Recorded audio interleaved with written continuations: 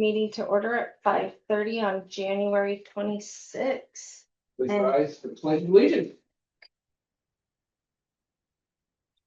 Pledge allegiance to the flag of the United States of America and to the republic for which it stands, one nation, under God, indivisible, with liberty and justice for all.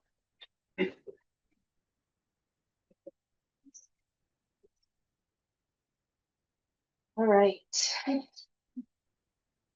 All right. We are on agenda item number 3, items from the public.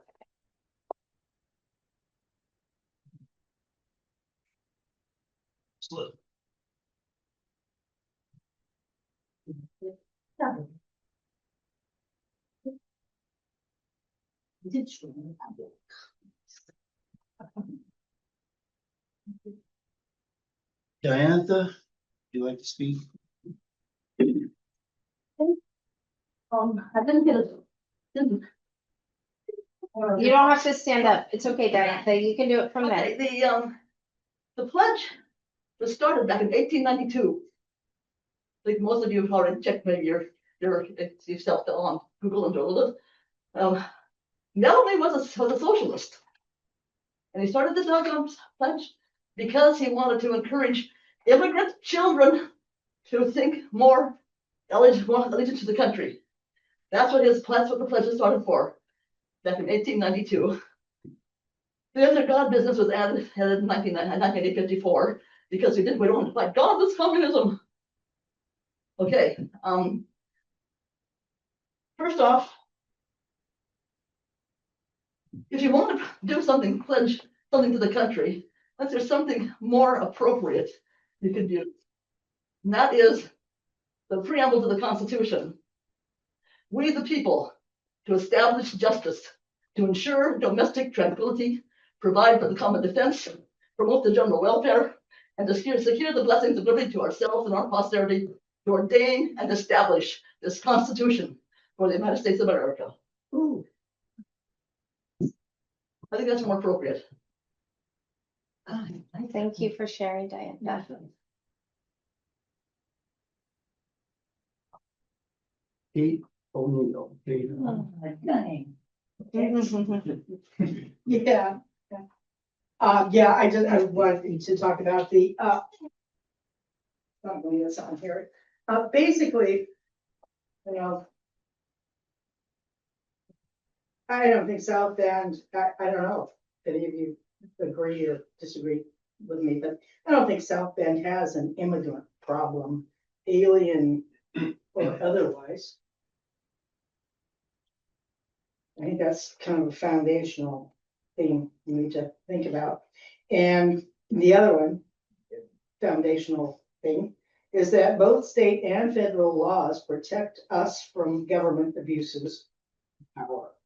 Federal government abuses of power.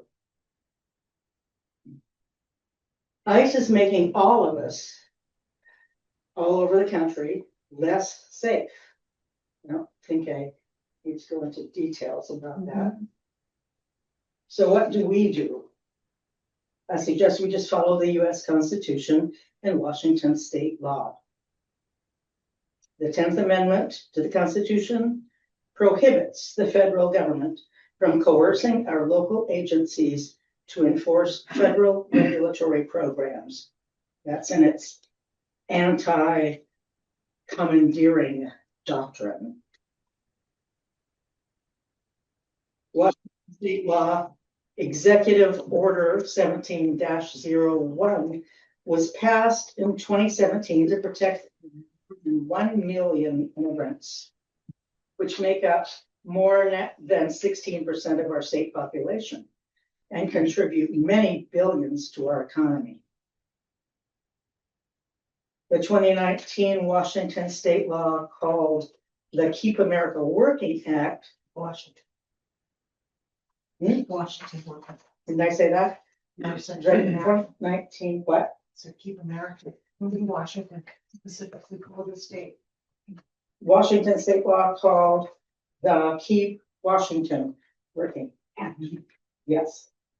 It actually restricts state and local law enforcement from working with ICE or even asking people their immigration status. The First Amendment of the Bill of Rights protects our speech and our fundamental freedoms. The second protects our right to armed bearers or something like that. And the fourth protects us from searches and seizures with no lawfully stipulated probable cause. It's really interesting. The entire Bill of Rights is there to protect us from the federal government.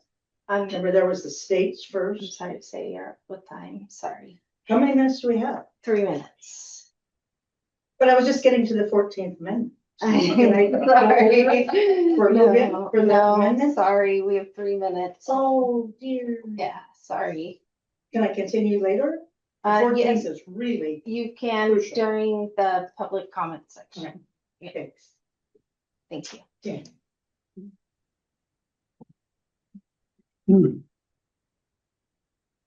That's it. That's it. Nothing more on the list. Did anybody else not sign in that wanted to? About a letter, you know. Oh, from a that's for community. correspondence. Yeah. Okay. Tate, I wasn't sure if I should do it now or during the item, you will have time during the resolution. but I'll wait. Okay. Thank you.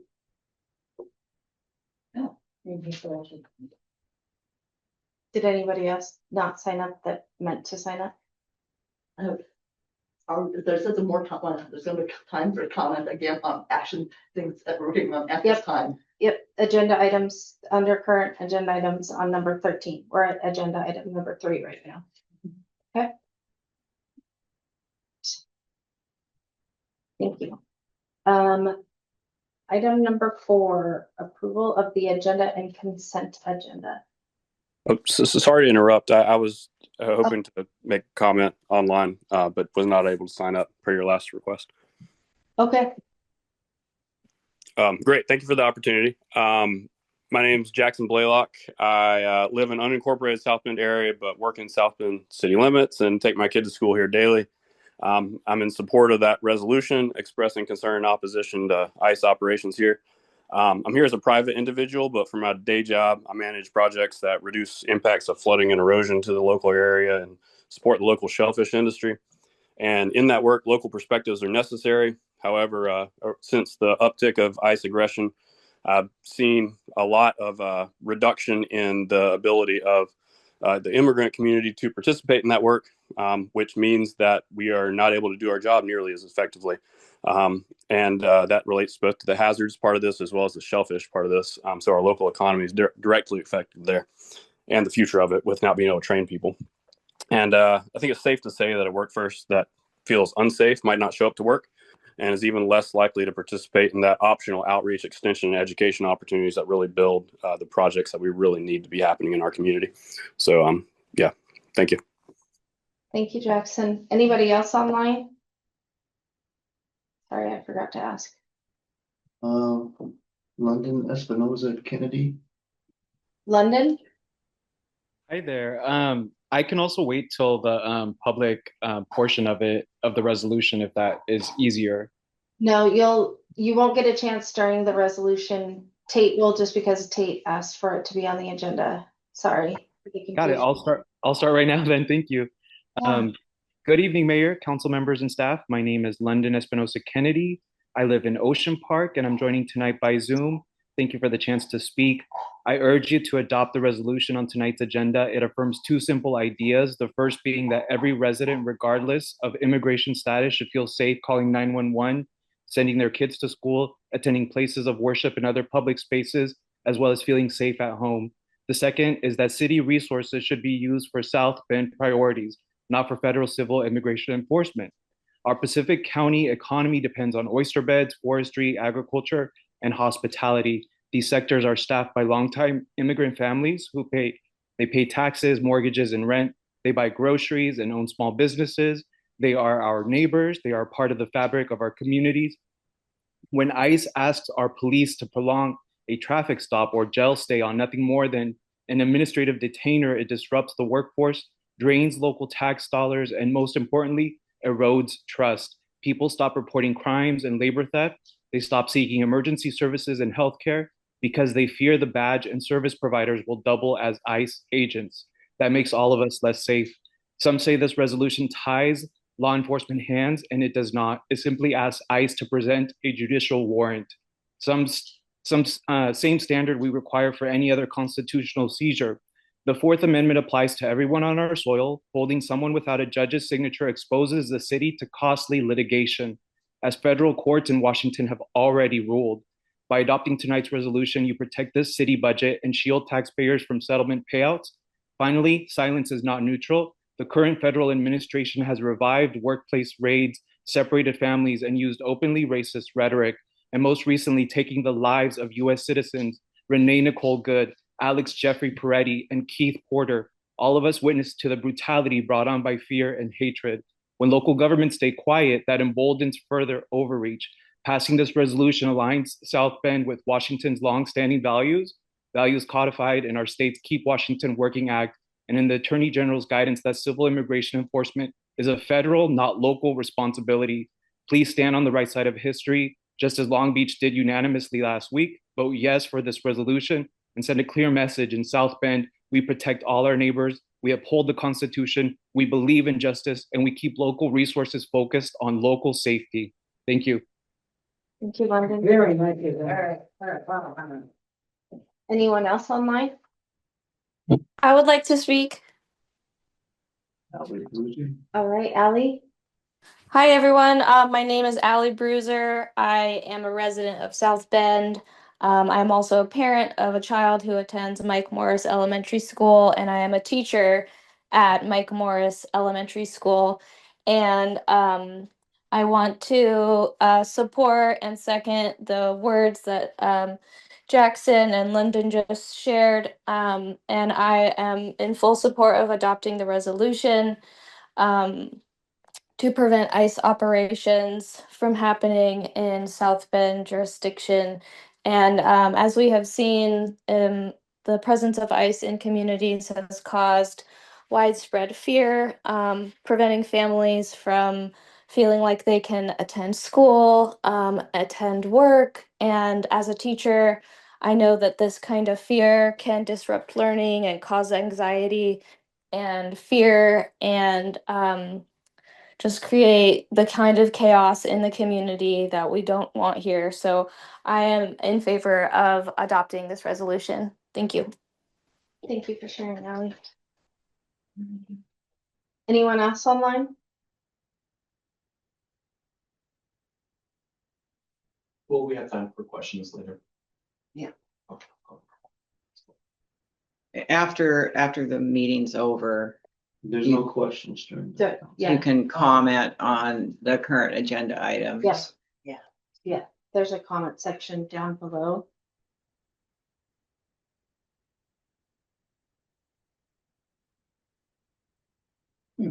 Doesn't appear so. Okay.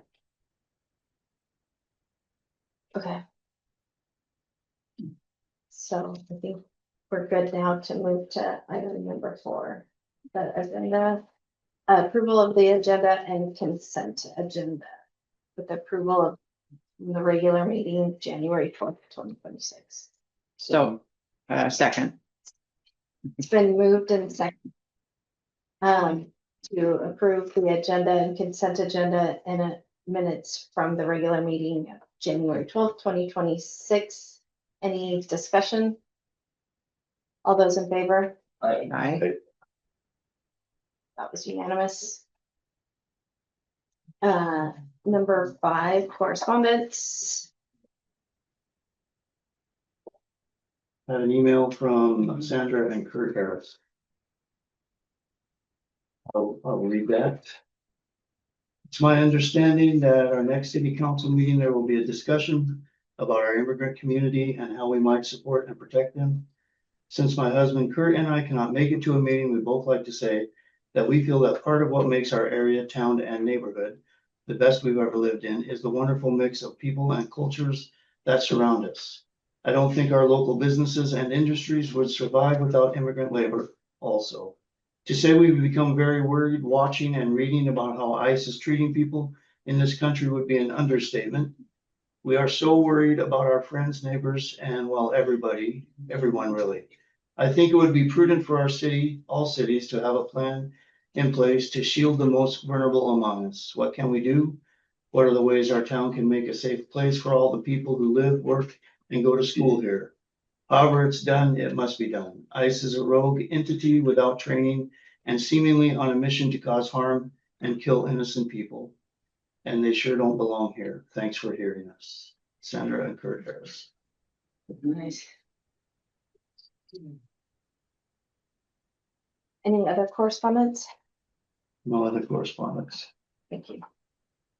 We have the reading of item number 6, ordinance number 1613.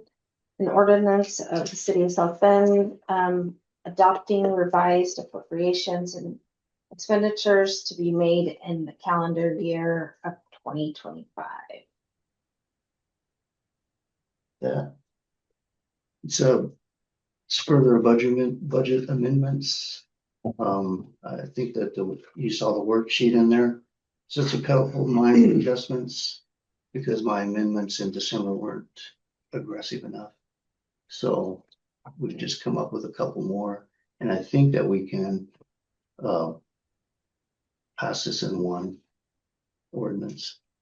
We did this the same thing in January last year. Yeah. Yeah. In one meeting, we didn't have to have a second I reading. think we didn't have to on this one, if I remember correct. I think Yeah. We could pass it with one. We could pass it with one, yes. Just double checking. I'll move we accept ordinance 1613. I'll second that. It's been moved and seconded to accept ordinance 1613. Any further discussion? Hearing none, I'll call for the vote. All those in favor? Aye. Opposed? Hearing none, motion carries. Item number 7, resolution of the city of South Bend concerning regarding the opposition to an establishing or operating of ICE and customs enforcement facilities or activities within the city jurisdiction. This item was brought forth by and asked to be put forth on the agenda by Tate Adams. And so I did ask for him to talk about it because I am not the subject matter expert in it. He wrote it, so I thought that it was appropriate that he talked about it because I did not write it. Does that make sense? Is that okay, everybody? Tate? And how long would you like me to speak? Um, I can keep it brief. if that Yeah, is that's- best. Okay, thank you so much. Good evening, everyone. My name is Tate Adams. I'm the Executive Director of Pacific County Immigrant Support. We are a nonprofit dedicated to advocating for and supporting immigrant families in Southwest Washington. Whenever anyone on either side of the aisle says that they support immigration, they just need it to be done the right way. We're the people that make sure that happens. We're the people that make sure that the applications for naturalization get followed. We're the people that follow up with clients to make sure in their busy working class lives that they have the time, the resources, and the legal counsel to make those decisions to keep their families together and safe. I work every day with families who live, work, and raise children right here in South Bend. For these families, immigration enforcement is not an abstract policy issue. It isn't just a big national news item. It affects their daily sense of safety, trust, and belonging. Last year, we spoke directly with the Willapa Hospital Board of Directors about how fear of civil immigration enforcement can mean that families delay seeking medical care. It means that they avoid schools or even stay home from work because they're worried about being separated. I'm here today to strongly support the South Bend resolution in opposition to ICE facilities operations within city jurisdiction. In my role, I regularly witness both the stress of when enforcement becomes a possibility for folks that otherwise would not be worried about it, and the relief that residents get when they know that their city or local leadership is on their side and here to protect them. I want to start out by clarifying what this resolution is and is not. I want to be very clear that this resolution does express concern in opposition to ICE facilities and/or operations in South Bend. and it directs city leadership to pursue lawful avenues to prevent such activity. What it does not do, it does not violate any state or federal laws. It does not ask our law enforcement to put themselves in harm's way. It does not obstruct lawful federal authority in criminal investigations. What this resolution is fully aligned with is Washington state law, including the Keep Washington Working Act and Open Courts for All Acts in Washington state, as well as South Bend's own legal authority over land use, public safety, and municipal resources. At its core, this is a values-based, lawful, and preventative action that protects both residents and the city's economy. I have 3 arguments for you. The first is community safety and trust. The Cato Institute recently published a study which analyzed DHS arrest data and found that since January of 2025, 98.5% of individuals detained by ICE, CBP, and DHS have 0 violent criminal history. In fact, only 4% have any criminal background whatsoever, with a large majority of those being nonviolent offenses like cannabis possession. The presence or even threat of ICE activity in a small rural community like this can undermine public safety, not enhance it. When families fear immigration enforcement, crimes go unreported, people hesitate to call 911, families avoid work, school, clinics, and public spaces. From my experience, families delay medical care and avoid reporting crimes. That's a fact. South Bend Police Department's Immigration Violations Policy, Section 412-2, reinforces that law enforcement must treat all individuals equally, regardless of immigration status, ensure that contacting police will not automatically trigger federal immigration action, and prioritize crime reporting, public safety, and community trust. I want to clarify that this is already law in South Bend. This is already the policy of police departments. I'm simply asking you to take the next step to enable the mayor to take further actions to defend our local laws. Second argument is economic and social vitality. Immigrant families are vital to South Bend's economy. They are workers in fishing, timber, oyster, and other blue-collar industries. They're small business owners, caregivers, and neighbors who strengthen community ties. Sudden or expanded federal enforcement in small communities like ours disrupts labor availability and imposes unintended economic consequences. Fear and instability lead to workers leaving, leads to businesses losing their staff, and leads to declines in long-term investment that our city desperately needs. Argument 3 is legal and moral responsibility. South Bend is acting within its legal authority and in accordance with Washington state law under this resolution. The resolution acknowledges concerns of residents and business owners, as you heard today. It directs city leaders to use lawful avenues to prevent ICE activities. I can't stress this enough. We are not asking you to disobey federal or state law. It upholds the city's core responsibility, which is control over land use, municipal resources, and public safety priorities. It also demonstrates moral leadership, protecting resident safety, affirming community values, and making clear who belongs in South Bend. I want to address some common concerns that might come up about this resolution. Some may see this resolution as symbolic, but A, symbols matter when fear is real. Silence can be interpreted as consent, and taking action when we can and doing what we can sends a powerful message about safety, trust, and belonging in our community. And B, there are meaningful ways for local government to push back on federal overreach, such as denying zoning permits, refusing to redirect local law enforcement resources, and more. We've seen this already in Oregon in recent months in places like Newport, Walport, and Lincoln City, which join you along with Long Beach in being cities along our Pacific Northwest coast that have taken similar action to reject federal overreach and say that we won't spend our local tax dollars and put our local law enforcement in harm's way. This resolution does not create division. It prevents harm, aligns with state and local law, and affirms confidence in local governance and law enforcement. At its heart, this is about trust, safety, and the quality of life for every South Bend resident. City leaders have both the opportunity and the responsibility to take action. Passing this resolution won't change what's happening in Minnesota. Nobody on either side of the aisle in any circumstance wants our streets to look like that.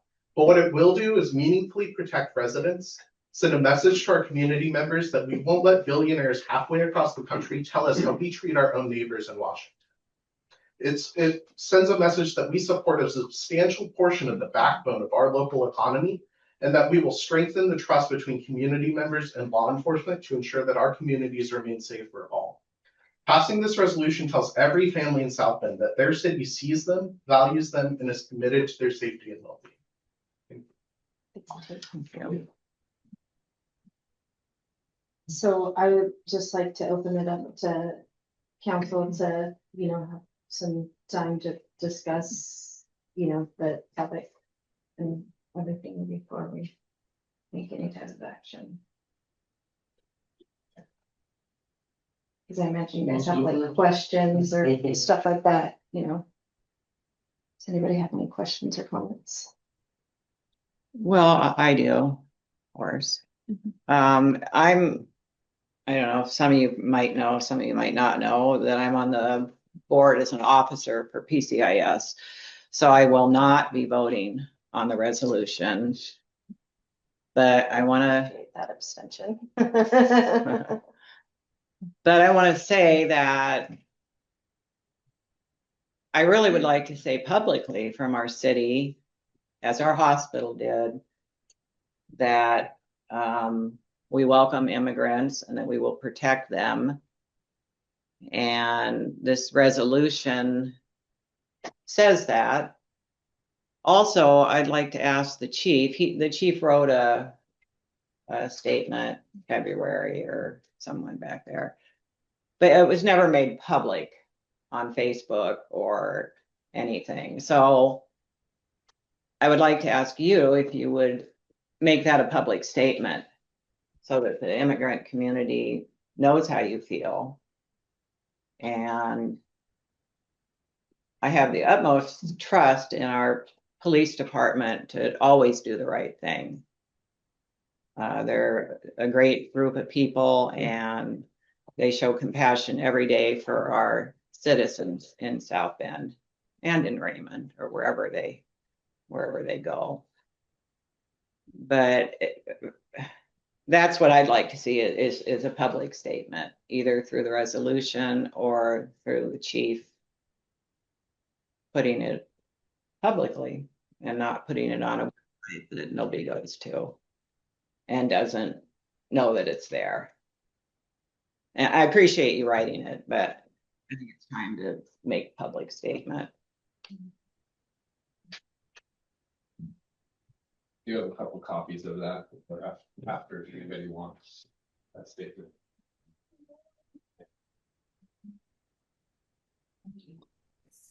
Yeah.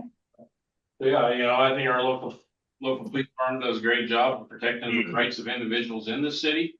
And I haven't seen them deviate from that whatsoever. But I hate to put the chief on the spot, but I'd like to ask you how many times have you had to deal with ICE in your term here in South Bend? Do 2, maybe, and maybe 2 or 3, and it wasn't anything like what's going on in Minneapolis. It's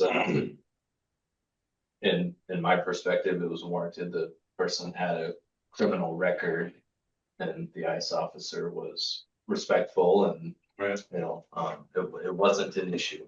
Right. But in my 19 years, 2, maybe 3 at the most. Right. And they're all justifiable every time they were here? Yes, I've not had one incident where The different administration. Yeah. That's my stance on it. I mean, if I was to commit a crime, you'd come and arrest me. And I will clarify also that all of those interactions were prior to me becoming the chief of police. I don't think that I've had one in the last 6 years since I've been. It's different. Can you please I make think that that's person? legitimate. I mean, It's you commit crimes, then you should pay your time. And whether that happened in your country or whether it happened in our country, That's what he's you here. should be held responsible. So, I want to make sure, because your resolution says that it can restrict what ICE is capable of doing. What kind of restrictions are we looking at? Yes, as I said in my presentation, the types of restrictions are not that big. You make a good point. You know, this isn't a huge issue for South Bend, which is why making a statement doesn't do any harm. It only does good.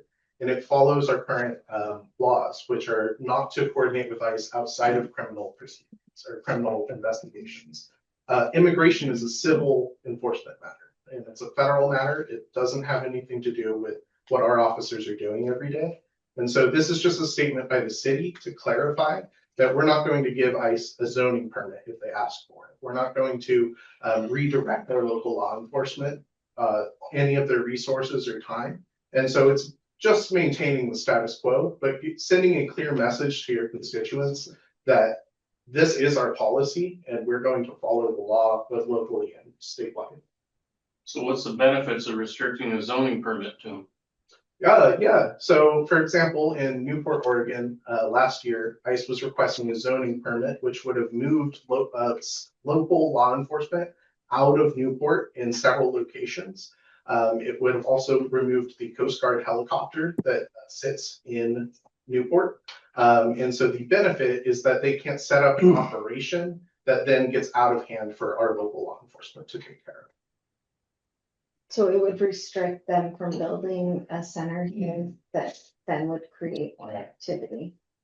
So is there anything in this resolution that restricts our officers' abilities to be able to do the job that they need to if ICE needs them to help them in the event? No, sir. It clarifies that this is not about violating federal law or state law, which says that we can have our officers cooperate on criminal investigations. It's just clarifying that due to the fact that what's happening in Minneapolis is largely people being arrested for non-criminal matters, that's not going to take place here in South Bend. So last question, has your resolution been cross-aligned with Washington State Immigration? And have you talked with them to see if it restricts them with any federal regulations that they're allowed to do in our area? When you say Washington State Immigration, well, our local immigration authorities for Washington State. Washington State doesn't have. Okay, well, whoever.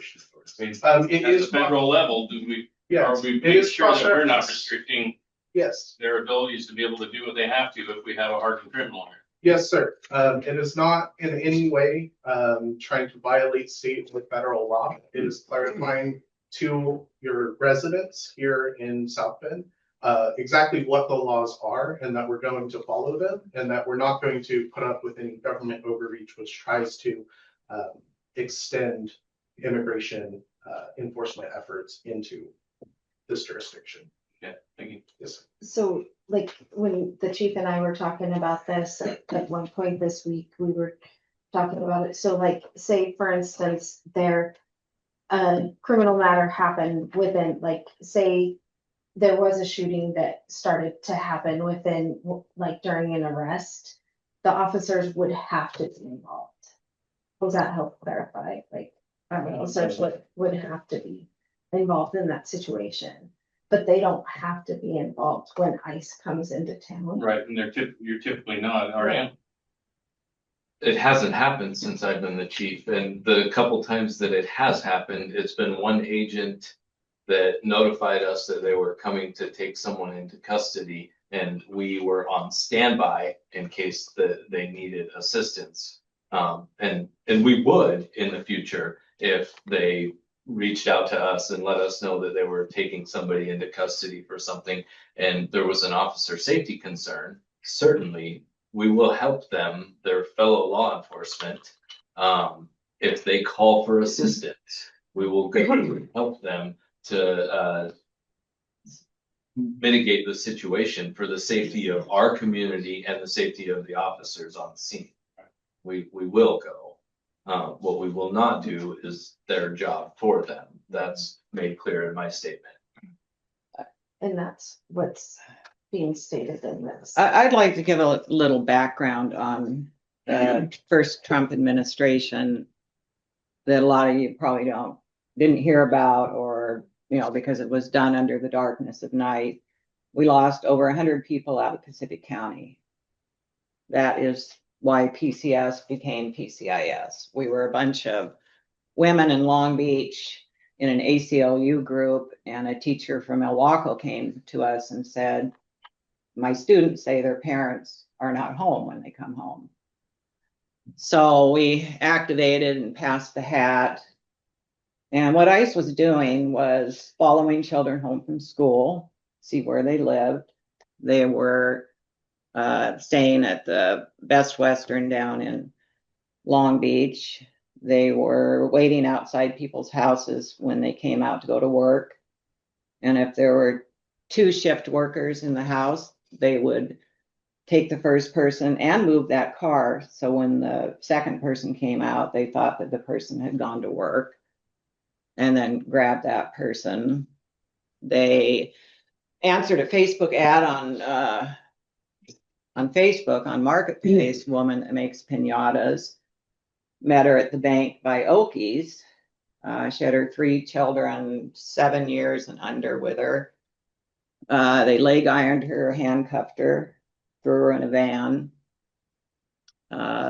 Multiple arrests down there. We had a few here, but those were a different ICE.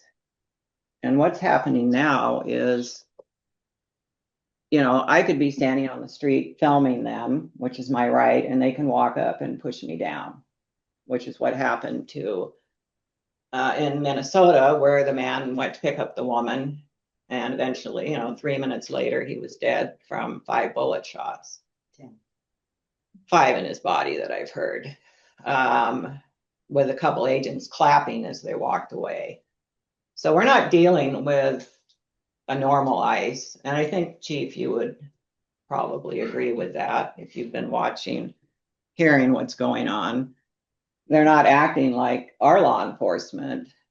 And I think, I think that anybody protesting should meet with their local police departments and find out how we can be safe and to keep you safe. And because it's just not normal. It's not what's ever happened. I've been to protests in Seattle.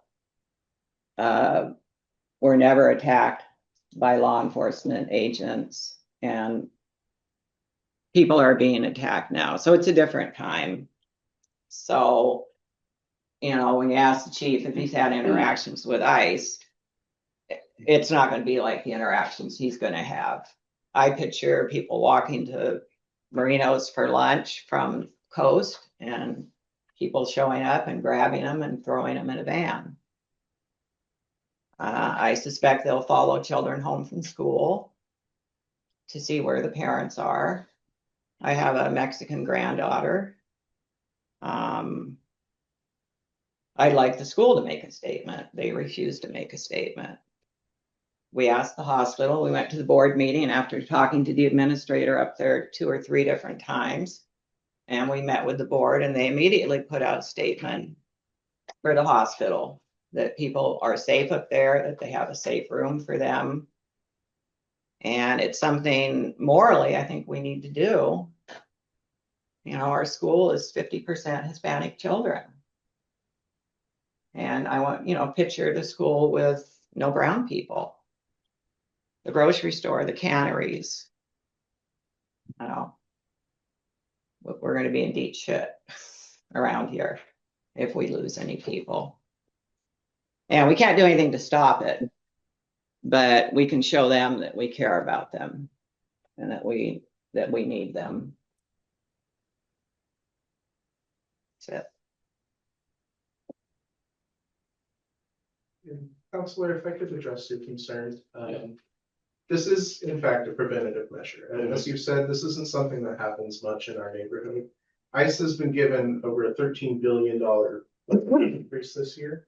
And so if we think that it isn't going to take place in our neighborhoods, where we have a larger Hispanic population than almost anywhere else in Washington State, I think we're misguided in believing that. And I want to be clear that if immigration enforcement comes to town because they're looking for a known rapist or a gang member, by all means, I want our law enforcement to work with them. But at the same time, if they're coming just to roam the streets to profile and pick up people who look or speak in a different way than they're used to, that we want to be clear with our people in South Bend that that's not something that our city council stands for. It's not something our police department stands for.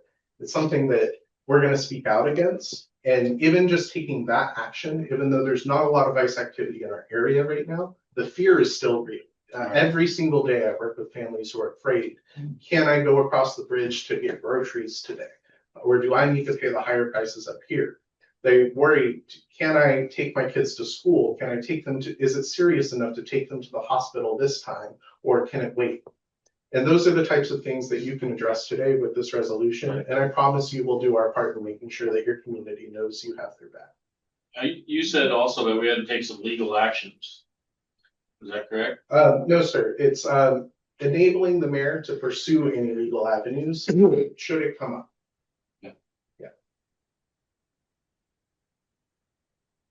And keeping in mind that they're working with the families on the other side to help them gain their citizenship.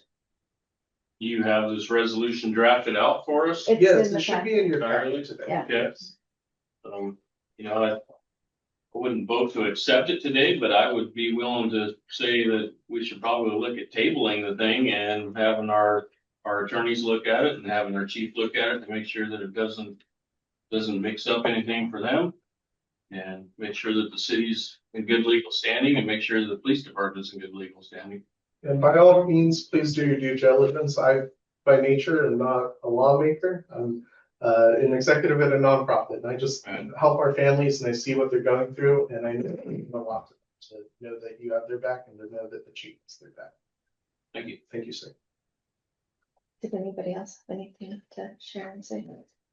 I had a lot to share, but if we're not going to move to vote on it, that's when I would have commented. If we're not going to be doing that, if there's a suggestion that we're going to table it, then I can move on.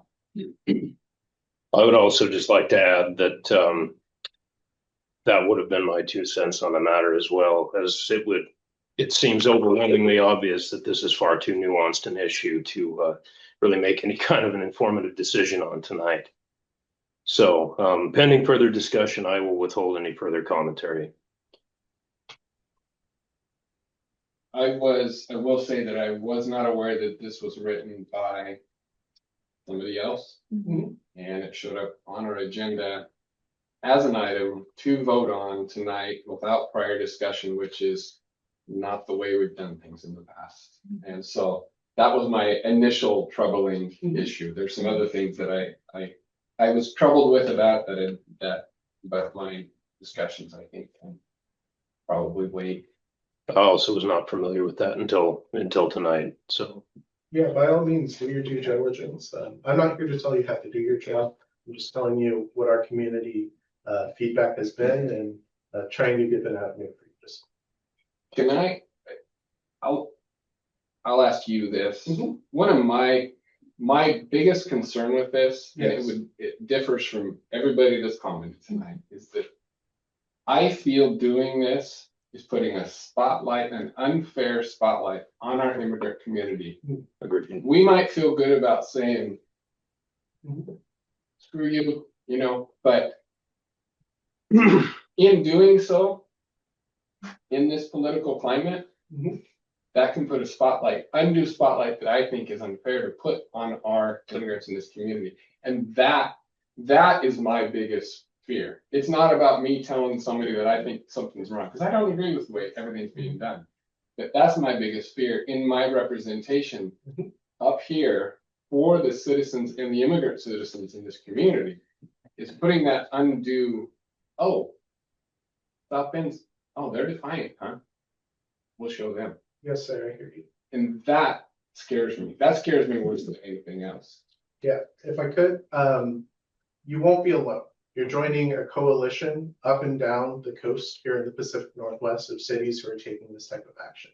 Long Beach is taking this action, Newport, Waldport, Lincoln City, Ilwaco is going to hear this similar resolution at their next meeting. And Raymond as well. I want to clarify that the fear in our communities is already as high as it can go. You're not putting a spotlight on them. ICE knows our neighborhoods. They've been here before. You're not putting any sort of spotlight. what you're doing is alleviating that fear by clarifying to our residents what laws we are going to follow. And that is the local, state and federal laws as they are written, not as they are being enforced halfway across the country. So from our perspective, representing the immigrant community and their voices, because we work with them every day, I can say that they would not feel like this is putting a spotlight, like it is unduly drawing attention to South Bend. That is something for you to discuss, and that is up to you, but it's from our perspective, not a concern. Thank you for that. Yeah. Okay. I would motion that we table this for further discussion. Do I have a second? Second. So it's been moved and seconded to table this for future discussion. Any further discussion? All those in favor? I, Abstain. Can I vote or not on that? No. Yeah. Yeah. Any abstentions? Okay, That's me. okay.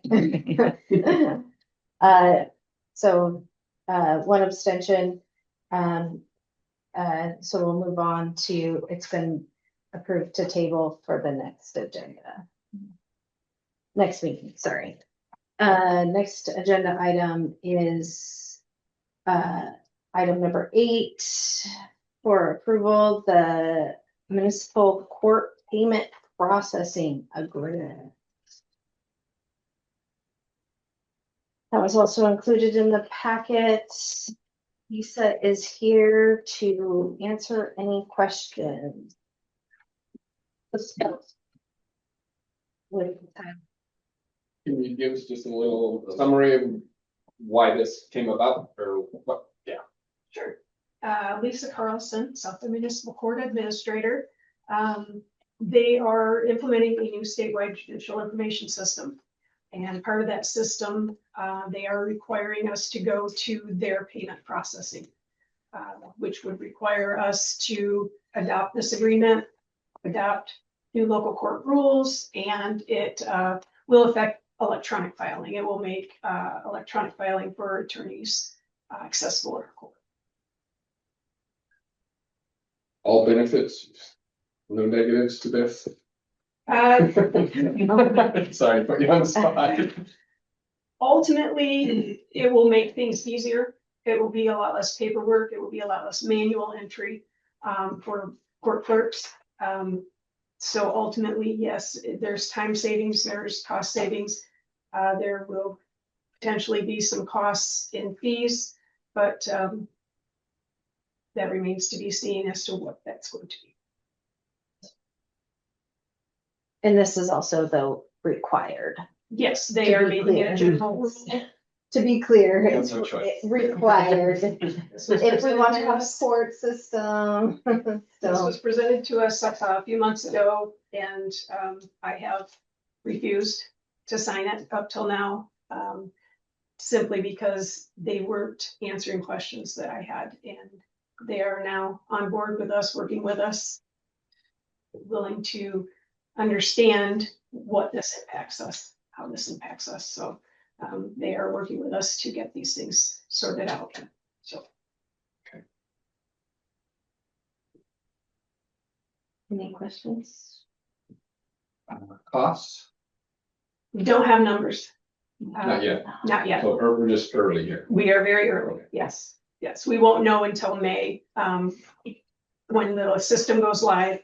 And it's gonna depend on how many attorneys file with us, which we don't have a lot of attorneys file.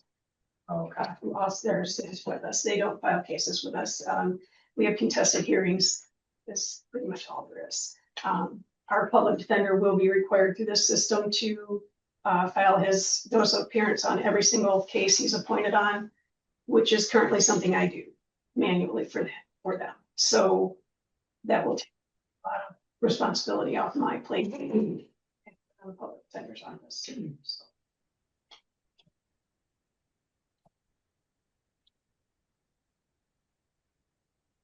Great questions, by the way. Anybody else? Okay. This calls for action. Does anybody feel like making a motion or anything to sign this agreement? A motion to accept the municipal court payment processing agreement. Second. It's been moved and seconded to accept the municipal court payment processing agreement. All those in favor? Aye. Any opposed? Hearing none, that's approved. Number 9, discussion of the additional 4-way stop at the intersection of Broadway and Monroe Streets. This came about just off of the discussion that came up during the last meeting. And I asked the sheriff and the sheriff, sorry. Sorry, I had an incident this weekend that involved the sheriff. It was a long weekend. Sorry. The chief and superintendent after the last meeting to find out like the process, right? What it took to get stop signs and stuff like that, just because I wanted to make sure that we were following the process and honoring your request and stuff like that. Just and so Chief Stiegel did some research, and so I'll let you talk more about that and what the recommendation of the street committee is. Well, I hope everybody had an opportunity to read my 1-page summary there, but Dennis and I had met, we talked briefly, and then gathered some police department data about the 2 intersections. I know that at the last meeting, it was just kind of Water and Broadway Water and Monroe that was kind of brought up, but in the past, we've had numerous complaints about Monroe and Broadway. So I took the opportunity to look at both intersections, and then ended up finding all the information that I provided to you guys about the collisions and complaints at each intersection. I sent that information to the streets and police committees, and it's my understanding that their recommendation is to follow our recommendation of changing Broadway and Monroe to a 4-way intersection. Do not take any action at Water and Monroe, but we did Dennis and I came up with a flood response plan for essentially the whole East End flats. And I believe that will mitigate the complaints. If anybody has any questions, I'd be happy to answer them. I want to apologize for just like dumping that on you guys without protocol because I'm still learning this whole process. So I just wanted to apologize for that, but I do appreciate you looking into it, and it would be very helpful to have a stop sign at Water and Monroe. I get complaints as well from the gentleman who lives there. And I can see why you don't want to put a stop sign at Water and Monroe. I meant Broadway and Monroe, I'm sorry. And most of those calls from Water and Monroe are probably from me complaining about the floods and people driving through the water. I have to go out there and look like a crazy person to tell them to slow down. But and I can live with that as long as we have some sort of a process where if it does start to flood down there, that we get somebody down there to put up some barricades. And then, you know, we do have people who just drive around the barricades anyway, but you know, his son used to come down and put signs out once in a while and threatened to ticket me for being crazy and parking the car in the road. So I appreciate some sort of action on that. I can't write you a ticket for being crazy. Okay. That doesn't work. I did there was one more step to that flood response plan that came up afterwards, and it was in discussion, I believe it was with you, but I hadn't talked to Dennis about it. Putting a handful of barricades at the east end fire halls, quick to deploy. Is that a possibility? Yeah, we can do that. So that, coming into the flooding season, so we can kind of add that to our flood response plan. So they're quicker to deploy and get out there. And maybe even if it's coming up too quickly before the public works guys can get out there, if my guys are available, maybe they can grab one and throw it out in a couple areas that are bad, but I don't want to commit to that, but at least housing them there. So. And that's all in this, in the report that he submitted. Yeah. So. Any further discussion on that? I'm in support of it. I mean, there'll be some people squawking, but anything that brings more safety, pedestrians near the school, I don't care. Honestly. Apparently there were 11 collisions there. There was one unreported, probably more unreported. But this data is only what I have available that's been reported through the dispatch center. Yeah. So if there's more than that, or if people are texting or Facebook messaging and making complaints and stuff like that, a lot of times that data doesn't get to our police department record system. So I don't have that to rely on. But yeah, I think there's plenty of collisions at that intersection to justify it, at least at Broadway and Monroe for now. Yeah. Yeah, we were also brought up the one that wouldn't be listed. Oh, that would be 12. Yeah, I Yeah. forgot about that one. I wasn't gonna say that publicly, but. Yeah, there's one that couldn't be on there because of the conflict of interest that wouldn't be on there. So 12. Yeah. But do we need to vote on that, or is that something that you Yes, can just do? We do need to vote on that? Okay. because it's a recommendation from the committee, Okay, right? all right. Then I will motion that we approve the addition of a four-way stop at the intersection of Broadway and Monroe Streets. I'll second that. No, I'm pretty good. Oh, no, really, sorry. Very quietly. I'm sorry. That's okay. It's been moved and seconded to approve the additional four-way stop at the intersection of Broadway and Monroe. All those in favor? Aye. It's unanimous. Thank you. And then next item is the council workshop scheduling and topic discussion. This was brought forth by you, Jan, at the last meeting. And you mentioned the water sewer rates and stuff like that, right? And then, so I just wanted to because we can't have outside discussions, so I was like, can we get other topics that we want, so then we can arrange for people that can talk about it, and then when do we want to do them, right? We could do it right before the meeting, start the meetings a little bit earlier, if folks could come a little earlier. I don't know about people's time, so then we don't have to try to find a different day of the week when, or, you know what I mean? Trying to find a different day of the week. Jen, what was the motive behind? Well, the motive is so that the new people on the council have an understanding about how water sewer rates are made. Okay. How we arrived, how long has it been since the sewer was put in? Does anybody remember? Anybody here that? We were just talking about this. It was when Dean Parsons was over there, so. The formula? Yeah, and all that. So that how many years ago this was?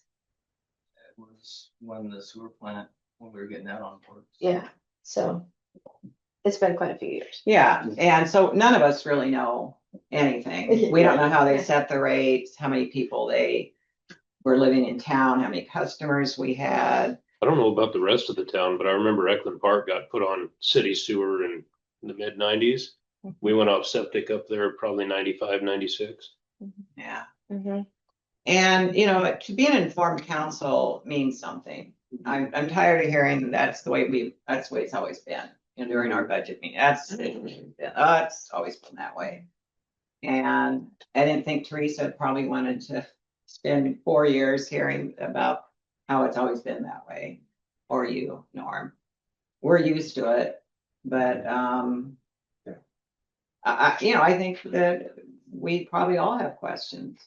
So this one you're talking about would be specific sewer discussion and have people brought there that would Yeah, have the answers. we were talking about Yeah, like, so Raymond runs the RWCC, or runs the sewer plant, and there's an RWCC committee. So the director, who was an engineer at the time, Dean Parsons, came up with a formula. It went through RWCC, it went through our engineers, and was approved as the calculations for everybody's sewer bill. So that's basically how that came about. so we were like thinking that like, since Eric has been a part of that process, you know, the longest since the beginning, he would be like a great person to ask to come and talk about that. And perhaps, Eric Weiberg as well, Yeah, since he runs the sewer. since he runs the sewer That's the department. director over there, but Yeah. Eric Demonte is the chair Mhm. for the RWCC committee. Okay. So And- he's been there since the Cool. inception of it. And they're having problems with it now, Mhm. with the sewer treatment plant. Yeah, so they could like With the inform, plant. Yeah, Yeah. Correct. Yeah, like It's a we're- shambles right now. yeah, we're in Yeah. deep doo-doo about it. So it would be good for us to be aware, so we can inform our citizens Mhm. when they ask us. Right, so just having, you know, like a half an hour or something before the meeting or what have you, I don't know what people's schedules are, so I don't wanna make assumptions, you know what I mean?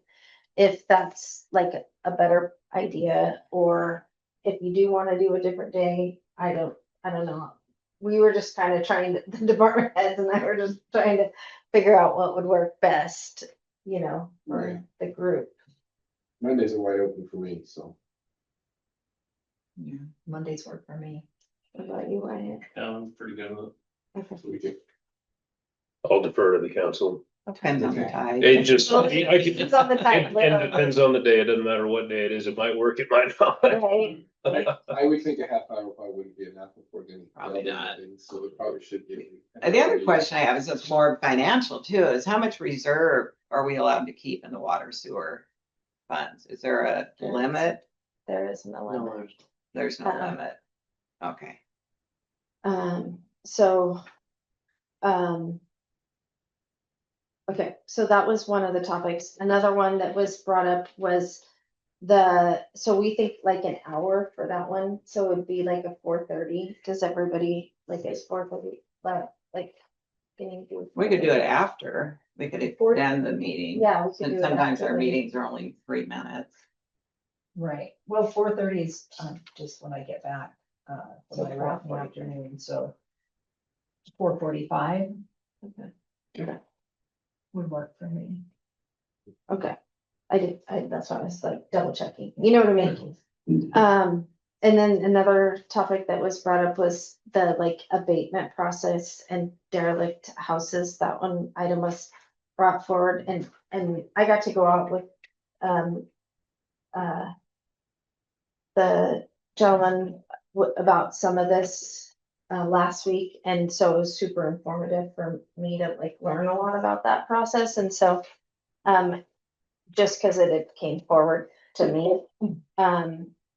And so I was like, I don't know anything about this. So, I mean, we thought like maybe 30 minutes, like maximum with questions would be probably enough for that topic.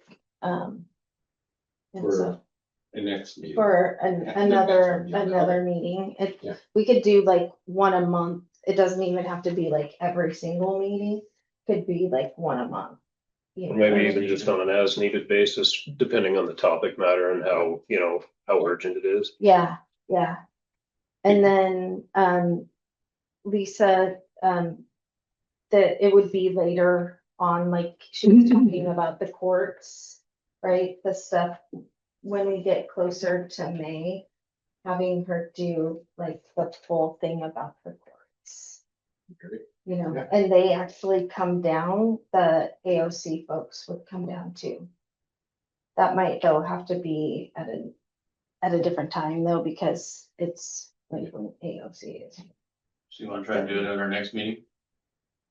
We can do, Sewer one? if we Or- can arrange for that. I'll make a motion that we try to get that scheduled for our next meeting.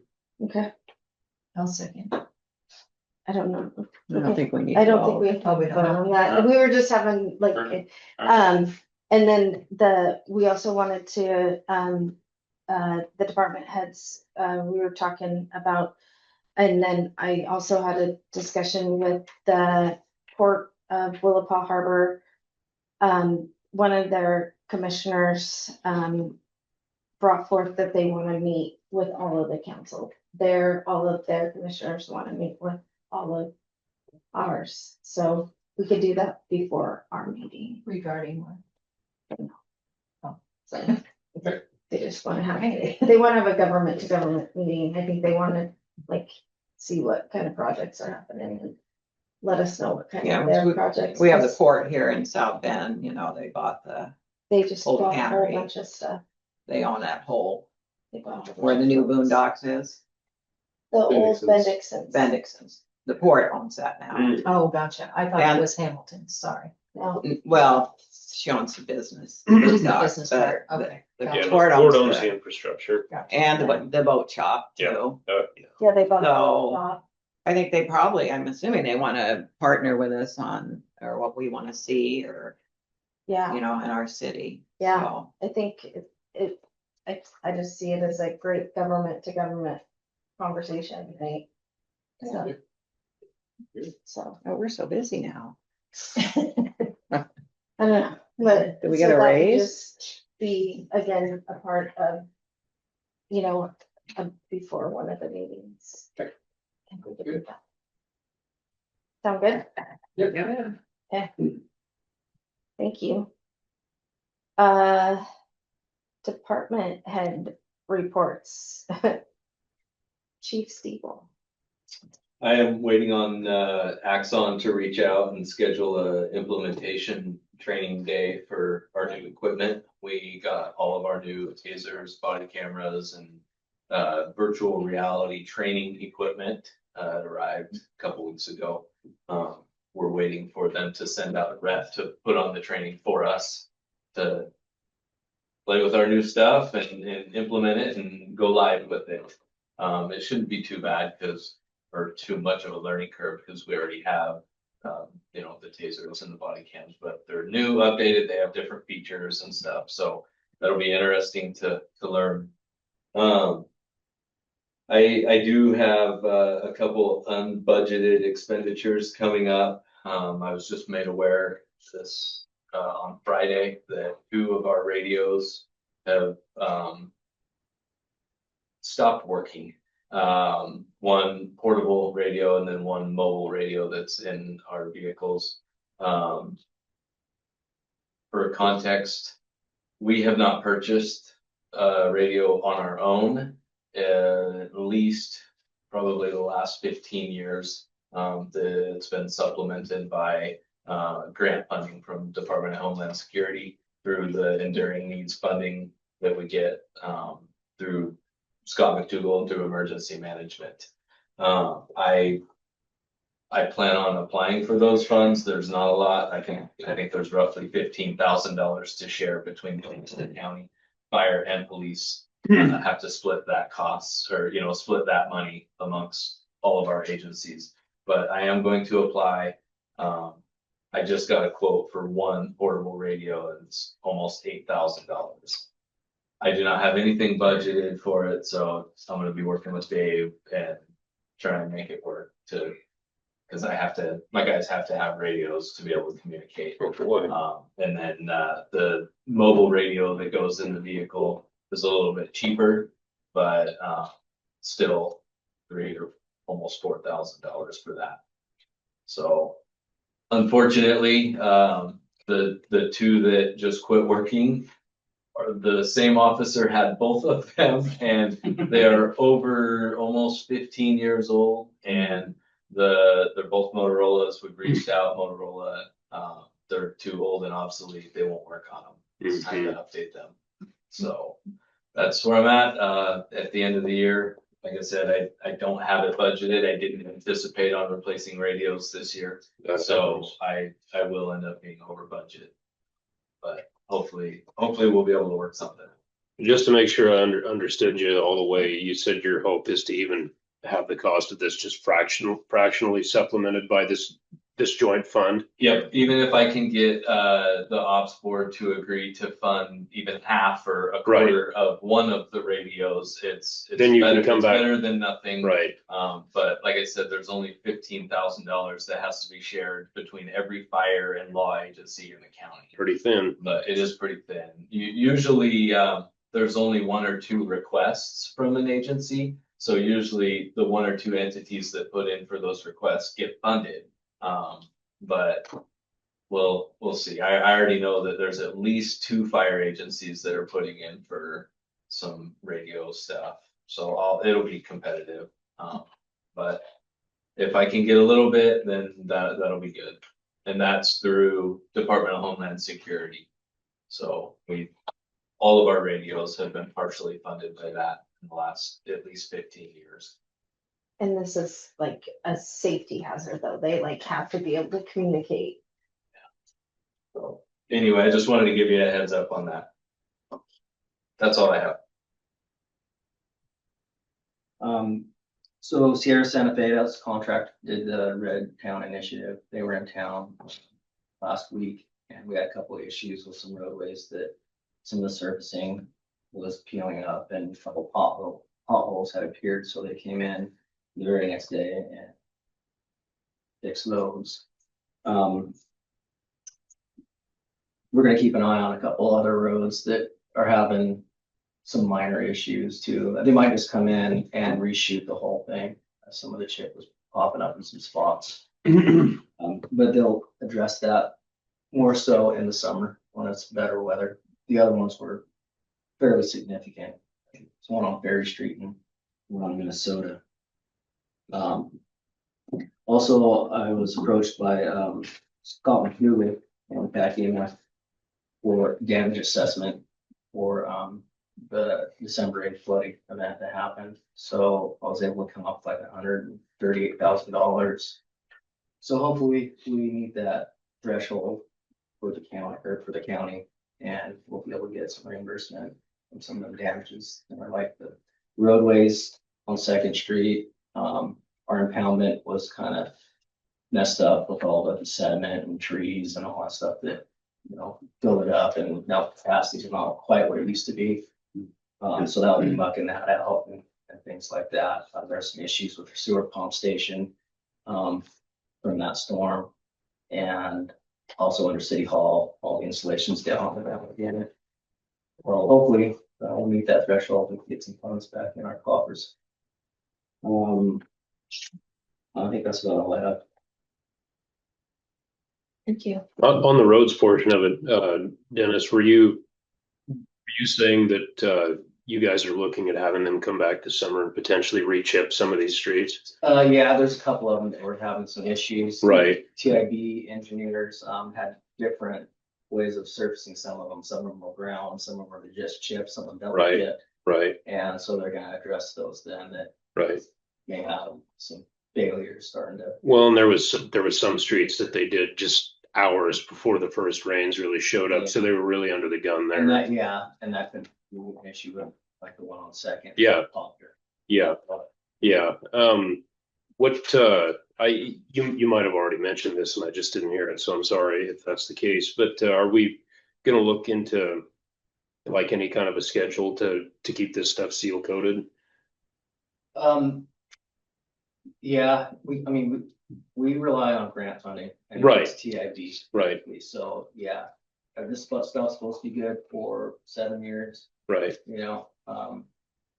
Hopefully in that time, there's another opportunity that we can apply for and redo the other one or redo these and possibly some other ones that didn't get done. Right. Yeah. Every year we can put in for a bunch of different grants. Yeah. And I figured it was grants like through our budget, it would be hard to come up with that kind of money. No, sure, sure. And I figured it was grant oriented, but I wasn't sure what the timeline, what the revolving door was there, how, soon we could look at something like that. But, I'm shy of getting any major reconstruction. I mean, this chip seal project this last summer was a pretty good Band-Aid for a lot of these streets. It And so, was. man, being able to appropriate the grant funding is necessary, or however, or do it in ways that would make it easier for us to get it. It would be a really good line of defense in making sure that lasts. Right, yeah, it was a good success. Yeah. For the city, for sure. Yeah. And I think they know that, and I think that our TIB is aware of that. Yeah. I've made it clear to them, that it's turned out really well, so hopefully we can keep that ball rolling. And Yeah. keep moving through all of our streets. Of course, the other ones, that have bigger issues will have to be asphalt, total reconstruction projects. But this is a good one to, preserve our streets that we have. Yeah, where we could, just in this manner. Right. Dennis, I was out walking the other day and I noticed the spot on Northeast Quincy that had come up and is probably sticking about that far up. Oh, really? And it's become, Northeast I found it Quincy, on there's- the way. Oh, yeah. Well, it's probably just an So, old if piling. we could get somebody down there to look at that. It's basically on the corner, near the corner of Northeast Quincy and Broadway. It's probably an old piling coming up, Teresa. I mean, No, it's like a big square chunk. oh, I It's not see. like just a Oh. mound, it's like a big square chunk, Okay. yeah. I just know that years ago when that street was laid, I mean, 100 years ago, there was, everything down on the flats is dredge fill, and there was piling put in there for infrastructural support and stuff like that. But I remember my grandpa telling me when he was a kid, they called it Milkshake Avenue. Yeah. Yeah, no, this is something totally different. Gotcha.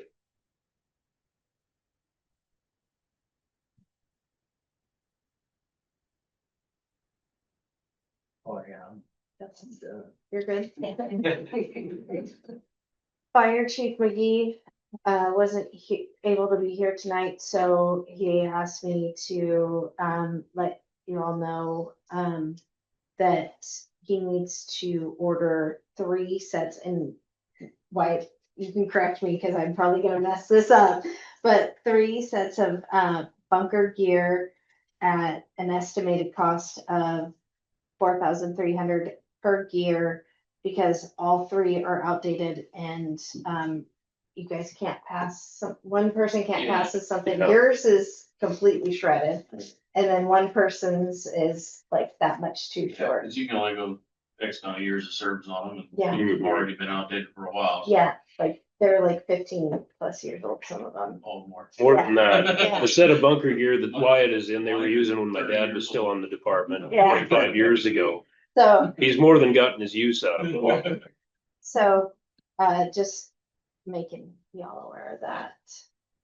So it'll pretty much wipe out his budget. We were looking at right, his gear budget, right? Yeah, what was the cost per view? $4,300 per First set. set. Yeah, he has 2 items, one for equipment and one for firefighter equipment, so I think that exceeds his firefighter equipment, but we'll do what we need to do. Yeah. It's not gonna be a problem. Yeah. So I guess that was his report. And then Clerk Treasurer Johnson. I have no report. Our bills are caught up and we're doing all that. That's a good record. Great, that's awesome.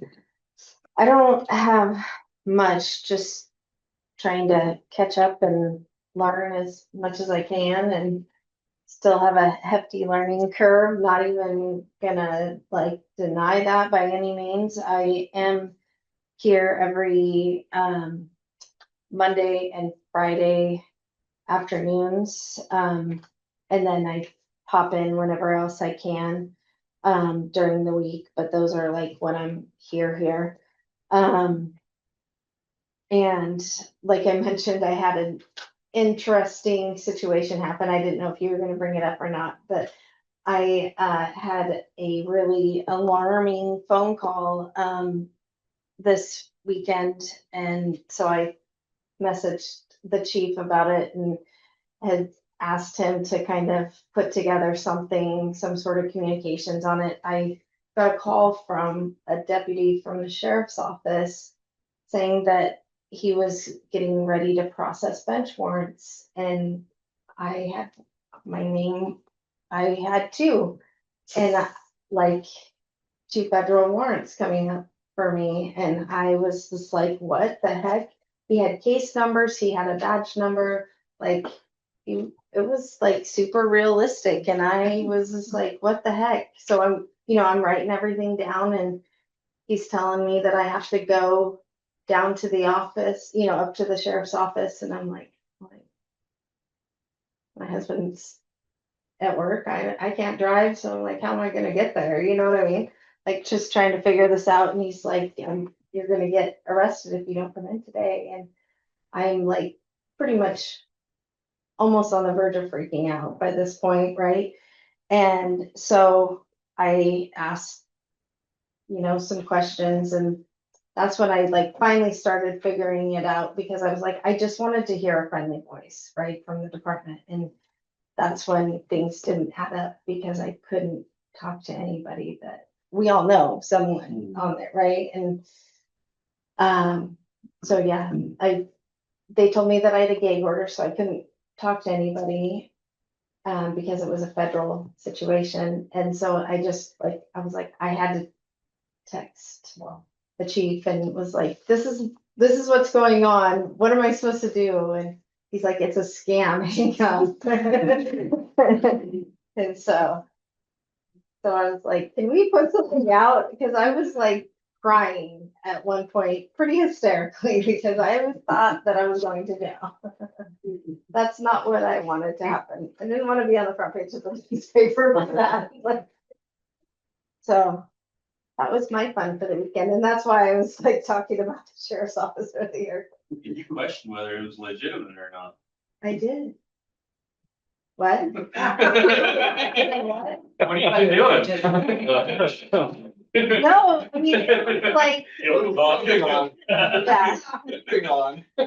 yeah. I apologize, I did not do that today, but No. I will get something put out. No, it's just like something that we need to be warning our, citizens about, that it's, especially because I wasn't the first person that you'd heard about it from, that it's happening to, and especially like somebody who like couldn't put the pieces together. You know what I mean? Like, it took me a while to put the pieces together. Like, it really did. Like, a lot of these phone scams have become really sophisticated, and a lot of them run in conjunction with scams that go online. Yeah. So I mean, there'll be spam, emails or messages that people that can't differentiate will respond to, and there's people lined up, with a prepared spiel. I mean, waiting to call these people and follow up. I mean, it's getting pretty bad. Yeah. They have classes on that, They get through pretty the clever. cities. Yeah. They don't like it when I get on the phone. Yeah. I bet not. Yeah. They usually end up hanging up on me. Yeah, so that was just something that I asked the chief to look into and do, just because of. And that would be good if it can get in the newspaper, because Karen's doing, a series of that. Yeah, it was scary to say the least. Item 13, public comment. You want to go through the list again? Well, we'll just. We don't need a list on that Oh, one. yeah, so, They can just, whoever wants to comment oh, yeah, on current. that's right, and then it's on current agenda items. Yeah, I think that Tate covered everything very beautifully, and except it's, I think it needs to be made very clear what is, it's not even legal for local enforcement people to work with us, actually. Not state or local, isn't that correct? When you said you. On non-criminal different- investigations. Yes, non-criminal Civil. investigations. Yeah, and that's what we wanted to get to. So that really don't shop for those. Is that? I think that's pretty much it. Okay. And so one of these days it would be really nice, again, if we could discuss having, at least a blinking light up here. On the, on the highway, right up here at this intersection. With like where the elixir over there. It's really difficult. We have an aging population. And it's really difficult to get across that street. That is Yeah, gonna it's- happen this It spring, is? yep. Oh, Yep, thank there's you. gonna be one at Central, one at Wolfball, and one down by Reed Street. You're my best friend. That's great. Yeah. It's gonna be basically like the ones at the Dollar General. Good, okay. Thank you. Thanks. Yeah, no, well, All yeah. my questions were answered. Oh, okay, Okay. great. Oh, Diantha? oh, thank you. First off, I think that, our police department is perfectly capable of handling any criminals we get in our town. I don't think ICE has any business getting here at all, at all. I'd like to tell about this one, but that when the library was open a couple of years back. And we had the little boys coming in to use the computer. And they'd have to take a turn. And one little boy was just starting his turn when another little boy came and said, your mother can't be found. Your mother's gone. Nobody can find her. And the grief and the panic and the sorrow and the fear that the poor little kid had immediately. It was just, I eventually walked down the street with him to their home. And then she drove up and she was fine. And the pressure that the immigrant community is under here is just incredibly cruel, mean, stupid, worthless, and totally pointless. And I think there's more that we can say to help them, to at least show that we're not going to try and throw them under the bus, is all to the good. And I can say I trust you, Mr. Zuckel, to catch any criminals we have. ICE doesn't need to try and catch criminals here at all. Okay. Thank you.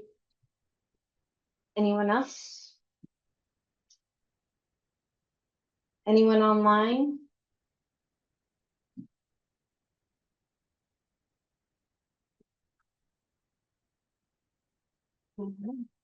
Hearing and seeing none, we'll move to council comments on 14.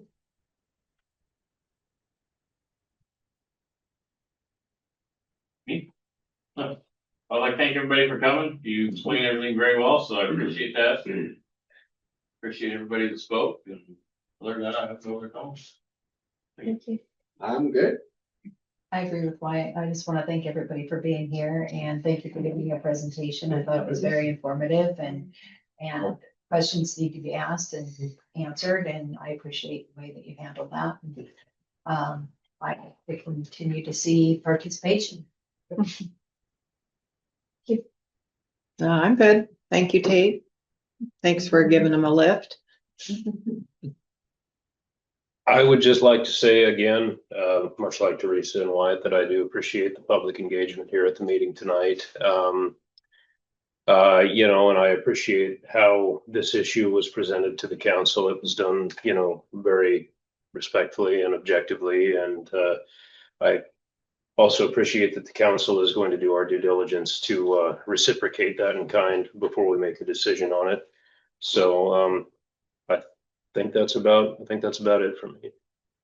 Thank you. Thank you all for hearing this out.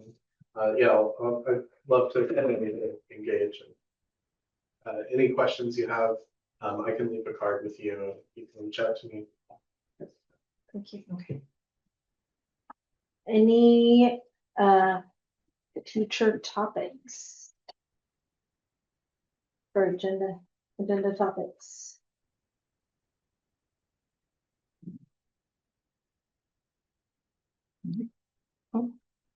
Okay.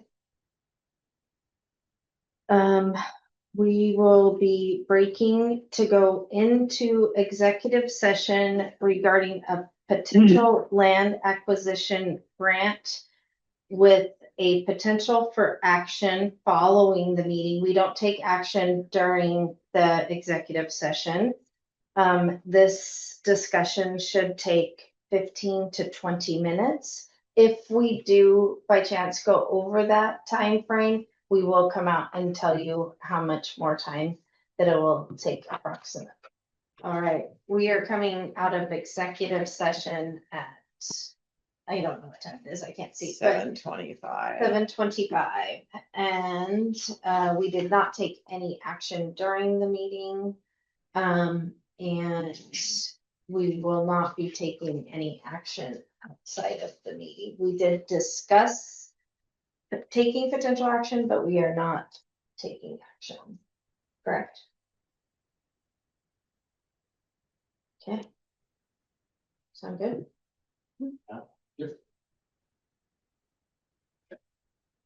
Okay. We're adjourned.